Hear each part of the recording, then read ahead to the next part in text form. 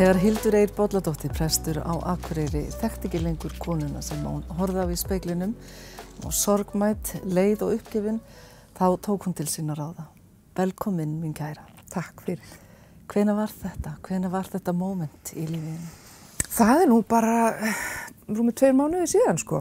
Að bara í lok september sem að ég svona vaknaði einn morgun ákveðin í því að fara í vinnu en bara þegar ég fór fram á rúminu þá eiginlega bara hrundi ég í gólfið og bara grét og ég bara grét þann daginn, bara allan daginn. Það var svona verkefni dagsins, var bara að gráta endalaust og og þá vissi ég að það var eitthvað gott að gerast, sko. Það var eitthvað Fannstu það strax? Já, ég fann það strax. Ég vissi það strax. Sko. Hvernig getur maður gert það? Ég var búin að vera dofin í marga mánuði. Kannski lengur, ef ég fer að hugsa það, skilurðu. Kannski, og þegar ég tala marga mánuði þá tala ég eftir skilnað. Það er rúmt ár síðan ég skildi og ég var búin að vera dofin síðan þá. En ef ég hugsa það því að það er aldrei eitthvað eitt sem að veldur að þá auðvitað geti alveg verið lengri tími sem að ég hef verið dofin og einhvern veginn ekki alveg kannastu sjálfa mig. Allavega, en við allavega skoðum það þessa mánuði aftur í tíman frá því að ég skil að þá einhvern veginn bara hélt ég áfram og gerði hluti vitrænt sem ég bara kunni og var bara í mínu starfi. Það var í raun og veru pínlítið þannig, sko, að ég vildi vera þar vegna þess að þar fannst mér ég aðeins, sko, kannastu sjálfa mig að því að þar var ég að gera hluti sem ég var búin að gera svo lengi og en á sama tíma, og núna sé ég það, skilur, ég sá það náttúrulega ekki þá, en á sama tíma þegar ég horfði tilbaka þá í raun og veru, sko, var ég ekki almennilega á staðnum, sko, og það var þannig, ég grét ekki lengur, skilur, og ég hló ekki hjartanlega eins og ég get gert, sko, ef það er, og hrifnæmin til dæmis, bara það að hrífast var einhvern veginn alveg frá mig tekin og sem helst svo fast í hendur við það að syrgja og gráta og hlæja, að vera hrifnæmur og það hefur alltaf einkennt mig að vera hrifnæm, það hefur svona verið svona eiginlega svolítið kjarnin í minni persónu. Og svona spontant? Spontant og já, og svona þetta að hrífast með, bæði því, sko, einhverju sem er stórbrotið en líka bara því smáa, ég hef alveg haft þann hæfileika líka og það var einhvern veginn bara algjörlega frá mig tekið. Það var í raun og ég var bara svona vitræna Hildur, þú veist, ég vissi hvað þurfti að gera á hverjum stað, en að öðru leyti var ég ekki, sko, á staðnum.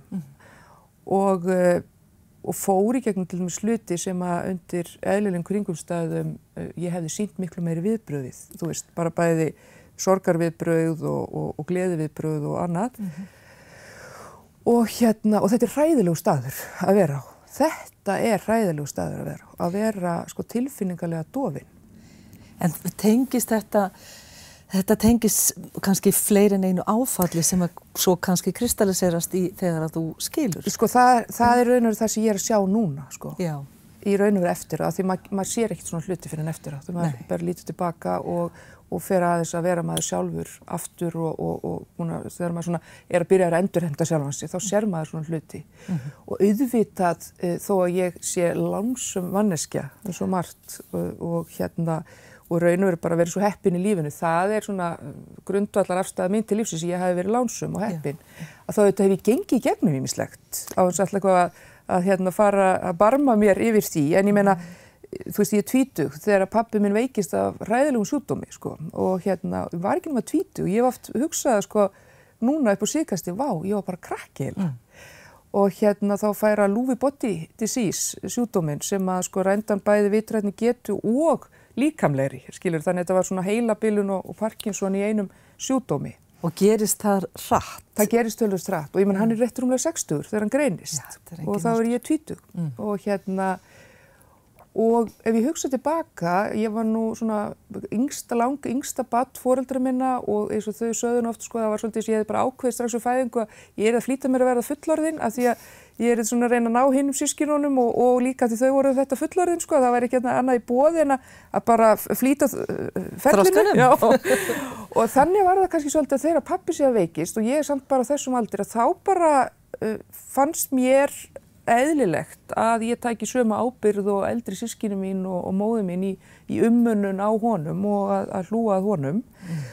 Og þannig var það í raun og veru alveg þangað til hann dó og ef ég hugsa það, bara þessi 10 ár, þessi svokölluðu manndómsár, milli 20 og 30, þar sem kannski margir eru svolítið bara í sjálfum sér, sko, í því að byggja upp sitt líf, ljúka námi, koma yfir sig húsnæði og eitthvað svona og fólk svolítið kannski bara frekar að njóta stuðnings frá hinum eldri sem í kring og barnapössun og annað. Sko ég var öll þessi ár í annarkvort sko einhvers konar umönnun eða ábyrgð. Þú veist, ég náttúrulega var að ljúka mínu námi, ég var að eignast barn á sama tíma að pabbi minn veikur og mamma mín náttúrulega í sorg, skilurðu með honum, sko í því. Og þannig að það var sko, þau ár sko eru mér nú bara pínlítið í móðu ef ég segja eins og svo gerist það, ég meina ég á bara þessa reynslu að því, þú veist, eignast mitt fyrsta barn ekki orðin 24 ára, sko, 23-24 ára, sem náttúrulega mikið gleðiefni og þú veist, og pappa kom upp á fæðingardeild og hann vissi raunur ekkert hvað var að gerast, skilurðu, og bara alveg einhvern veginn, sko, bara dáinn í andlitinu og þannig að það var svo mikil sorg leið að ég var að upplefa einhvern veginn, sko, það magnaðist í lífinu og svo nokkrum árum seinna þá ég vona á yngra barninu og þá hann sem sagt deyjandi, sko. Þannig að hann deyr sem sagt og ég á barnið rúmlega viku seinna, sko. Hvað er það? Þannig að það var alltaf, sko, þessi gleði viðburðir voru náttúrulega harmi blandnir einhvern veginn. Hefur það einhvern veginn kannski svolítið einkennt lífið þegar þú horfir tilbaka að það einhvern veginn gleðin og sorgin alltaf svo nálægt hver annar? Í raun og veru, nefnilega mjög merkilega. Og það hefur orðið mér mjög hugleiki líka bara í skrifum, held ég mitt út af því. Það svo oft, mér hefur líka fundist það fallegt. Ég er ekki bara að barma mér yfir því að harma það. Mér hefur líka oft fundist það fallegt og ég meina það var mjög margt fallegt. Bara ekki bara margt, það var bara allt fallegt og mikið fegur í kringum það. Þegar ég eignast sko yngri soninn minn og í tengslum við það þegar pabbi var að kveðja því að auðvitað var það lík með þraut að hann skildi kveðja þá því það var allt frá honum tekið annað en náttúrulega bara augun hans og sko, sem var ekkert lítið og bara nærveran en hann var náttúrulega raunur samt farinn og en eftir stendur samt sorgin. Eftir stendur sorgin, en svo ertu bara búin að fæða barn og þá náttúrulega bara ertu áfram í ábyrgðinni, heyrðu, yngra barn, nýtt barn og það ekkert, og þannig að sorgin var svolítið sett bara til hliðar. Og ég var líka orðinn prestur þarna og ég man eftir því, þú veist, ég var að eignast barn, pabbi var nýdáinn og ég var bara 30 sem ekkert rosalegur aldur og 2 barna móðir og fólk sagði jafnvel við mig, sko, já, þú ert nú heppin að vera prestur í þessum aðstæðum, sko, þú veist þá svolítið hvernig þú átt að bregðast við sjálfið þér. Og þannig að einhvern veginn hefur lífið þróast þannig, bæði örugglega ýmsu sem ég hef skilað frá mér sjálf og borið ábyrgð á sjálf, en líka einhverju svona í umhverfinu sem orðið til þess að ég hef aldrei gefið mér rými til þess að syrgja. Neitt, þú veist. Jafnvel þó þú væri prestur og ættir að kunna öll þessi tricks í bókinni. Og ég hef líka, ég menna það er ekki bara þetta með pappa, þú veist, ég hef mist aðra vini, sko, fólk sem staðið mér nærri og sko fyrir aldur fram og verið jafnvel þar prestur líka, skilurðu. Þannig að ég hef alltaf verið í þessari stöðu að setja mínar tilfinningar og svolítið þarfir til hliðar. Og það er bara æxlast þannig. Og það er einhverjum að kenna, það bara æxlast þannig. Stundum er bara lífið þannig og ég hef örugglega líka lært helling á því. En fyrir vikið hefur ekki geta grátið, þú er ekki syrt? Nei, ekki svona, sko, ekki, eða bara ekki farið inn í það að sinna eigin þörfum, gagnvart því. Og aldrei tekið mér neitt rými fyrir sjálfa mig að vera einhvern veginn syrgjandi og svo líka kemur ofan í þetta það að ég hef lifað sko, með þessa kvíðaröskun mína síðan ég var barn, sko, og hún hefur tekið oft svo mikið pláss að ég hef líka þurft að einhvern veginn að tækla hana svo mikið og ef ég hef farið til sérfræðinga eða fagaðila þá hefur það verið til þess að tækla hana svo ég geti haldið áfram að bera ábyrgð og haldið áfram að vera til staðar og haldið áfram að vera, þú veist, prestur og haldið áfram öllum boltum á lofti að alls konar hluti sem ég gengi í gegnum til hliðar við það hefur bara orðið algjört aukaatriði, eins og bara að missa ástvini og alls konar. Segðu mér aðeins með kvíðaröskun, því að það eru mjög margir sem að glíma við hana. Já. Hvernig hellist hún yfir mann?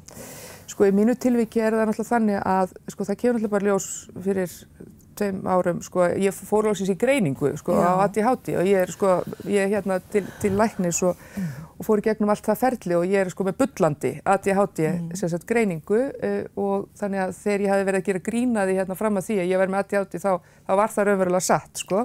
Já. Og það auðvitað hefur líka mjög mikið áhrif, þú veist, það er mér tengt mínu kvíða, þú veist, það tengist náttúrulega mjög mikið að reyna að hafa stjórn á hlutum vegna svo hausinn á mér aldrei hvíld og alltaf eins og þeytispjald sem gott því ég fæ út margar hugmyndir en ég fæ aldrei hvíld í höfðinu, sko. Og þess vegna notaði ég ofta áfengi hérna áður fyrr til að fá hvíld, til að hvíla höfuðið á mér, af því að það var einu skiptir sem að það hvíldist og ég hætti að ofhugsa og hætti að fá þráhyggju og hætti að sko reyna að hafa stjórn á öllu. Svo hætti ég að drekka. Hvað er langt síðan það? Það eru 4 ár.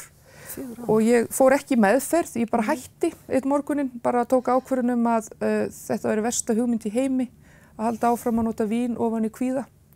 Punktur, og síðan þá hef ég sagt við allt fólk sem hefur komið til mín í sálgæslu og að glíma við kvíða, þú veist, ekki nota vín, þú veist, það er þú veist, það er versta hugmynd sem versta hugmynd í heimi fyrir því, skilurðu. Það er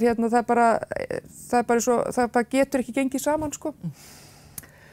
Og það verið mér mikil blessun, algjörlega, og að hætta því.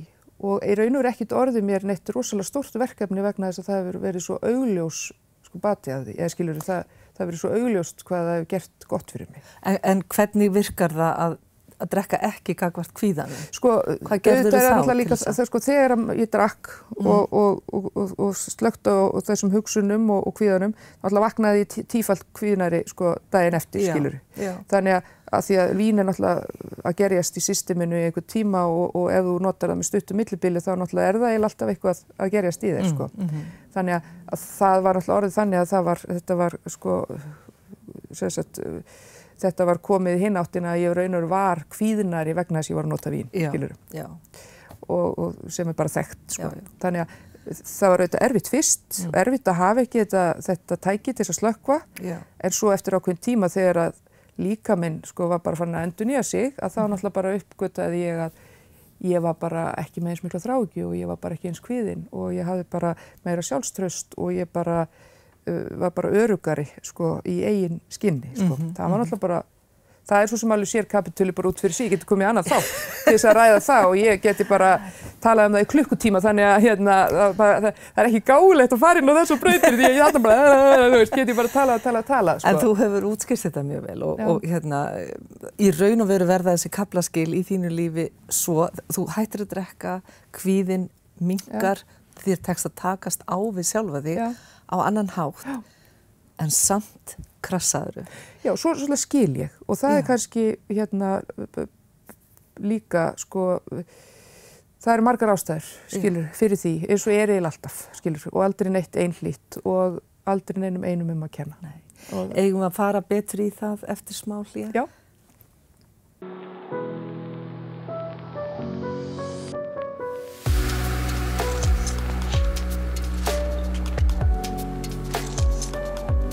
Þegar Hildur Eir Bolladóttir tók þá erfiðu ákvörðun að skilja við mann sinn til margra ára, þá tók lífið alveg nýja stefnu.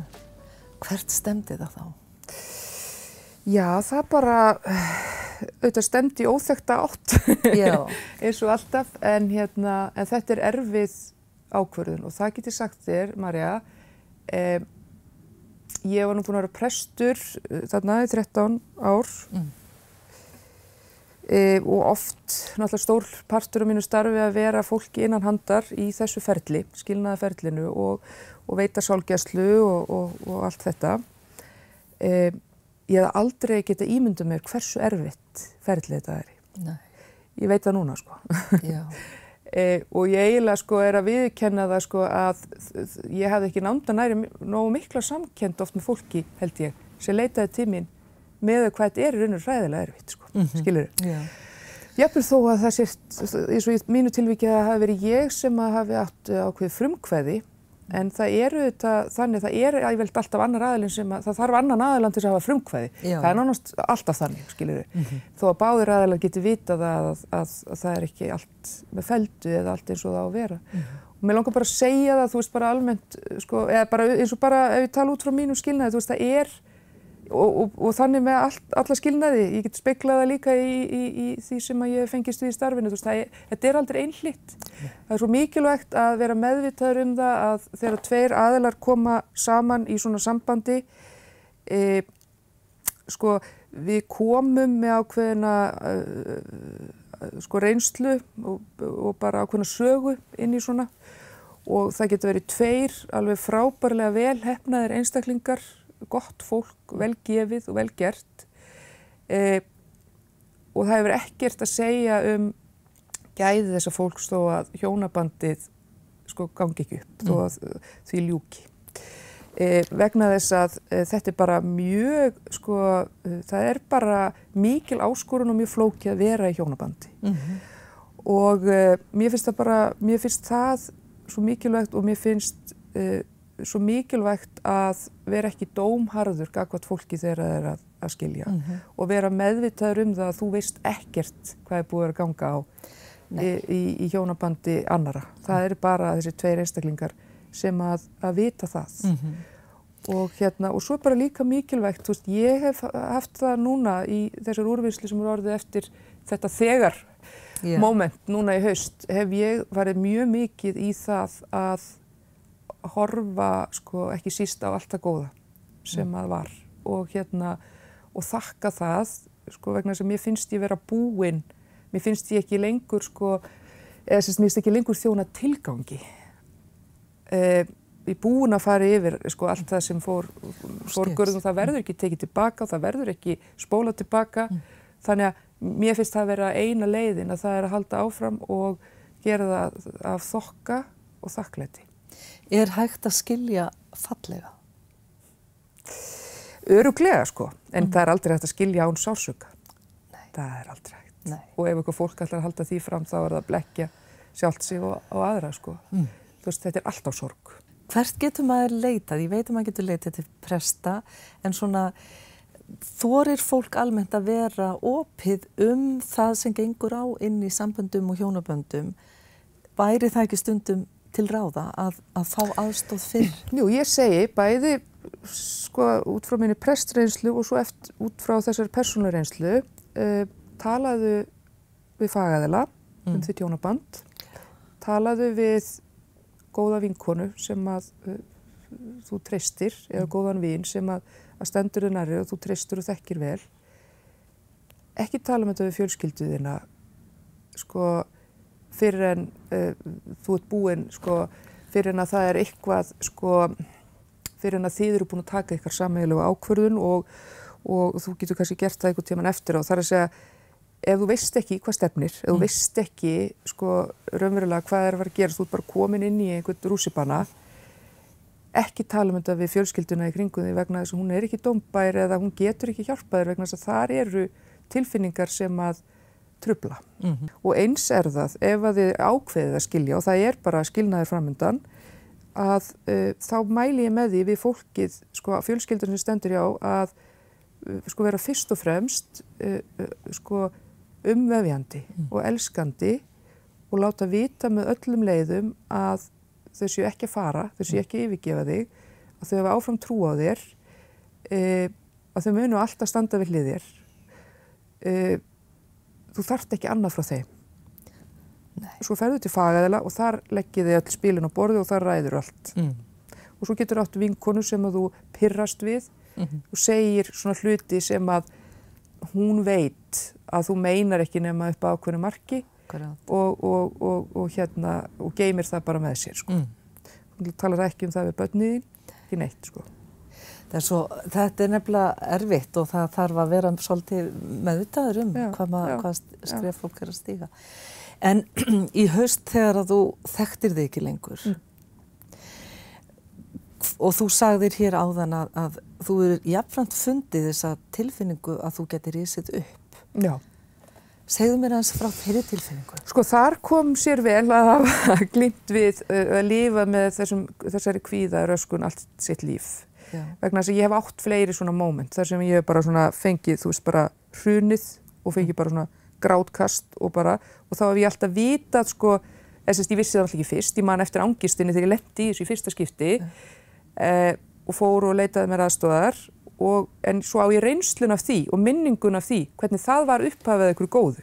Þannig að þess vegna vissi ég að fenginni reynslu þegar ég lenti í þessu haust, ég fer í veikindaleyfi, þú veist, þetta verður upphafið þegar ég verð aftur Hildur, þú veist, ég finn sjálfa mig.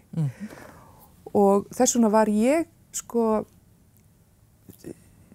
ég var ekki sko skelfingur nefnilega lostin, ég var búin að vera skelfingur lostin náttúrulega í doðanum, þú veist, það var eiginlega eina tilfinningin sem ég fann, það var að ég var skelfingur lostin. Þú varst búin að missa sjálfa þig? Ég var búin að missa sjálfa mig, ég var skelfingur lostin, ég vaknaði alla mótna, sængin mín sko rennblöyt og koddin og lakið og allt og það var eina sem ég fann. En þarna vissi ég að ég væri að fara að sko vinna úr hlutum af bara fenginni reynslu af öðrum svona tímapunktum sem ég hafði átt. Og þess vegna væri ég ekki hrædd. Hvað gerðir? Ég fór í veikindaleyfi og fannst það bara ekkert erfitt að biðja um það og fara í það. Og ég vil segja með það að ég held að öll svo umræða sem eiga sér stað í þjóðfélaginu til dæmis burnout og annað, þó ég vil nú ekki meina að ég fari burnout vegna þess að allan ekki starfi, það má segja í lífi, að sú umræða hafi hjálpað mér mjög mikið til þess að fara í veikindaleyfi vegna þess að ég alveg upp við þetta að standa mig alltaf í öllum aðstæðum og maður tekur sér ekki veikindaleyfi og maður fer ekki frí, helst ekki sumarfrí. Þannig að fram að þessu þá hafði ég verið svolítið föst í því, sko, þó ég hafi leitað mig hjálpar þá var alltaf verið svolítið föst í því að fara ekki veikindaleyfi, en þarna bara ákvaði ég að gera það og var bara mjög sátt við það og ég fór til ráðgjafa, ég fór til fjölskyldu meðferðarfræðings. Ég fór til læknis og fekk ávísun í sjúkraþjálfun vegna þess að þó svo ég sé ekki með einhvern alvarlegan stoðkerfisvanda, þá var alltaf bara líka fullur af bólgum og vöðvabólgu og sjúkraþjálfarar eru mikli læknar og þeir eru mikli sálfræðingar og þeir eru mikli prestar og þeir eru svo margt og ég lenti á yndislegri mannesku sem að sko spjallið okkar gerði ekkert minna fyrir mig heldur en oft æfingarnar eða nuttið og það var yndislegt. Og ég fór í jóga, ég fór að fara í sund, ég fór út úr leikfiminu sem ég var í þessari sko daglega lífi, ég fór bara í sund og ég fór út að hlaupa og svo gerðist líka svo margt, Guð sendi manni alltaf gjafir, þú veist þegar maður í svona, ég eignaðist stjúp ömmubarn sem að bara veitti mér svona sko alveg óendanlega sko gleði og uppörfun og löngun til þess að enn frekar til þess að raða mig saman og ná mér góðri. Og þú nýttir þér þessi bjargráð sem eru til. Já, ég nýtti mér þessi bjargráð. Sko þarna kunni ég. Já. Skilurðu? Já. Og þeir sem ekki kunna, þeir geta googlað. Já, já. Það hreyfingin og það einhvern veginn að taka eins og gert þér í körfinni, það er bara time out, það stoppa. Time out. Sko ég kunni ég vissi nákvæmlega öll bjargráð. Það sem ég var að gera í fyrsta skipti var time out. Já. Ég hef aldrei tekið mér það. Nei. Ég hef farið og leitað mig hjálpar og ég hef alltaf hreyft mig og ég hætti að drekka og ég gerði alls konar hluti en ég held alltaf áfram að vera í ábyrgð. Ég held alltaf áfram að vera presturinn. Ég held alltaf áfram að vera svona einhverju leit umönnunaraðili. Þar hef ég aldrei, sko, en ég hef aldrei tekið mér þetta tæmt, aldrei farið í veikindaleyfi. Nei, en hverju ætlar að breyta einhverju í takti lífstíns hérðan af? Sko, svo hefur bara svo margt gott gerst, eins og gerist, sko yfirleitt við það að fara í gegnum svona hluti. Það til dæmis núna þegar ég að rísa upp og ræða mér saman, þá bara ég að fatta alls konar sem hefur breyst innra með mér. Já. Alls konar lífsafstæða, til dæmis bara þó ég hef alltaf upplifað að ég léti ekki umtal á mig fá eða ég væri ekki mikið að pæla í hvað öðrum fyndist, það hef ég sennilega gert það mjög mikið. Já. Og sennilega ekki haft sko jafn mikið sjálfstraust og ég taldi mig hafa oft á tíðum. Núna upplifa ákveðina sko ákveða æðruleysi og ákveðina róka því að sko það þarf ekkert öllum að líka við mig. Það fólk má bara vera að tala um mig, ég get ekki stjórnað um það.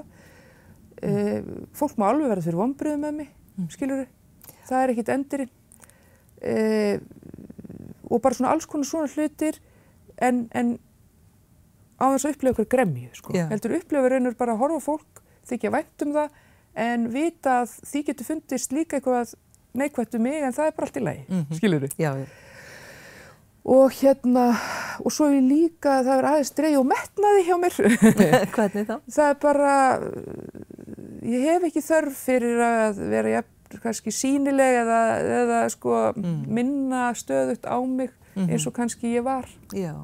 Ég var alveg gaman að þá skrifa og ég geri það, ég var að gefa út bók, þú veist, og alltaf á þessu ári og ég hætti því ekki, en það alltaf bara sköpun sem bara lífsfylling fyrir mig og bara minn lífskraftur, sko.